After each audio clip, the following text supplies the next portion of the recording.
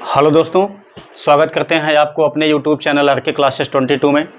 दोस्तों आज हम देखने वाले हैं यूपी बोर्ड क्लास 10th का मैथमेटिक्स, जिसमें लेसन 5.2 का सवाल नंबर कितना है 4। आप यहाँ पे देख सकते हैं, ठीक है। इसके पहले के सभी क्वेश्चंस आपको चैनल पे अवेलेबल हैं, प्लेलिस्ट में आपको मिल जाएंगे। यदि आपने नहीं पढ़ा है तो वहाँ से जाके आप पढ़ सकते हैं।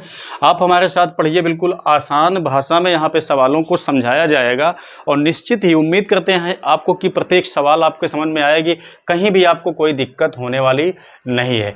ना यकीन आए तो आप एक वीडियो को यहाँ लास्ट तक देख के खुद ही आप समझ सकते हैं, खुद ही आप आंकड़ा लगा दीजिए कि सवालें हम आपको समझा पाएंगे या नहीं समझा पाएंगे, ठीक है। यदि ये समझ में आ जाता है, आपको लगता है कि हाँ हम आपको सवालें समझाने में कामयाब हैं, तो आप चैनल को सब्सक्राइब करके अपना बना लीजिए, ताकि यहाँ पे हर वीडियो की नोटिफिकेशन आपको मिल जाए, ठीक है। तो यहाँ आइए देख लेते हैं सवालों को।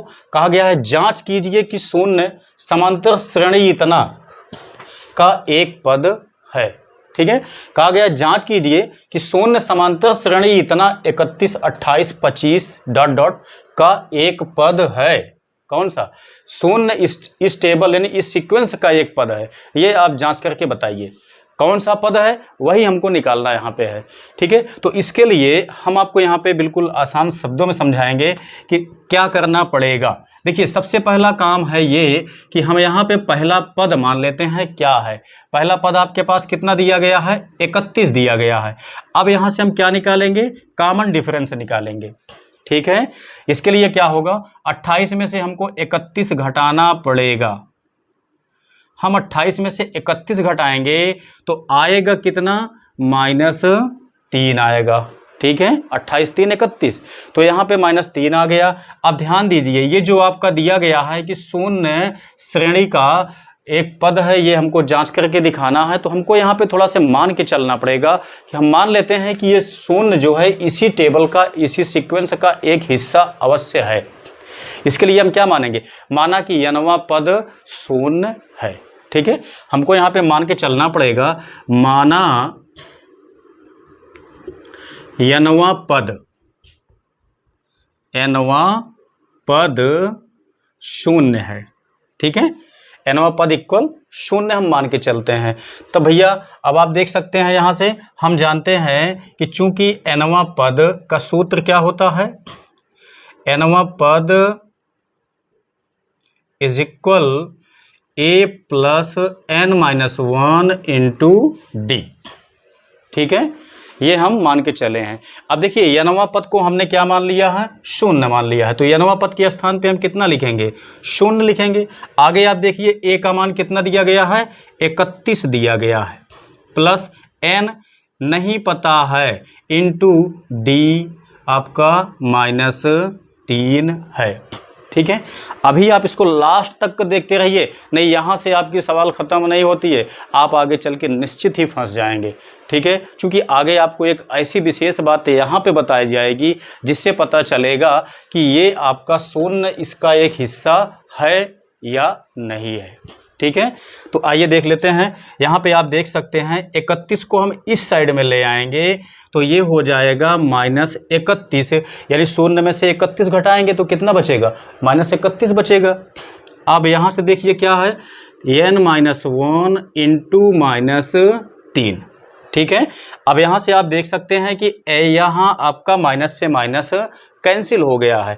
अब देखिए बचा क्या भैया? 31, 3 से हम भाग दे देते हैं, 31 बटे आ गया आपके पास 3। यहाँ क्या बचा? n-1 बचा है, ठीक है। अब देखिए, जब हम 1 को लाके इस साइड में जोड़ देंगे तो कितना हो जाएगा? 31 बटे 3 प्लस 1। 1 को हम ला के यहाँ पे जोड़ दिए तो ये आपका इतना हो गया। अब आप देखिए, इसको हम यहाँ पे लासा ले लेंगे तो 3 एकन्ने 3। अब जानते हैं 31 प्लस 3 कितना होगा? 34 बटे 3।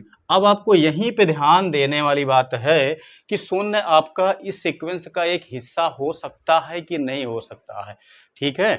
आइए उसको समझते हैं। देखिए, जब हम 3 से इसमें भाग देंगे, किस में भाग देंगे? 34 में, तो देखिए कितना आता है, 3 से भाग देंगे, 3 एकन्ने 3, यहाँ पे 4 बचेगा, इसमें भाग देंगे तो आपका 1 आएगा, मतलब 3 एकन्ने 3, 0.1 बचेगा, भाग दे के आप देख लीजिएगा तो फिर से यहाँ पे 3 3 आता चला जाएगा। ठीक है, n का मान अब आप देख सकते हैं कितना आया हुआ है, 11.333, ये आपका आया हुआ है।